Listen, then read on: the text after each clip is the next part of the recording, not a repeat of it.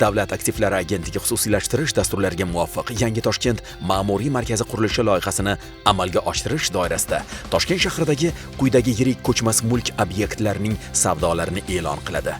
Mirzo Ulug'bek tumani Ravnaq ko'chasi 1A uyda joylashgan 36 sotix yer maydoni va 5000 metr kvadrat bino inshootga ega O'zbek Ipak sanoat uyushmasining Toshkent shahridagi sobiq ma'muriy binosi.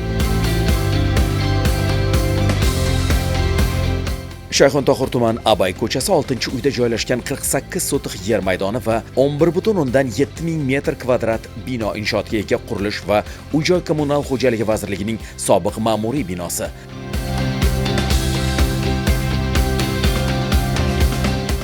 Shayxontohur tumani Zulfiya xonim ko'chasi 3-uyda joylashgan 62 sotix yer maydoni va 5,8 ming metr kvadrat bino inshootga ega transport vazirligining sobiq ma'muriy binosi.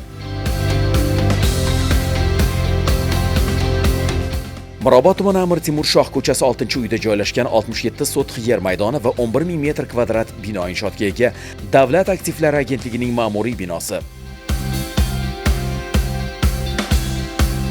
Mirzo Ulug'bek tumani Mustaqillik Shoh ko'chasi 68-uyda joylashgan 1 gektar yer maydoni va 19 ming metr kvadrat bino inshootga ega Avtomobil yo'llari qo'mitasining ma'muriy binosi.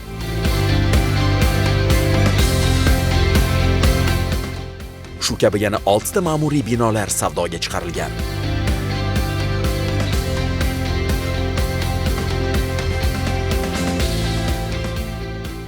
Batafsil ma'lumot olish va savdolarda ishtirok etish uchun e-auksion elektron savdo platformasiga tashrif buyuring.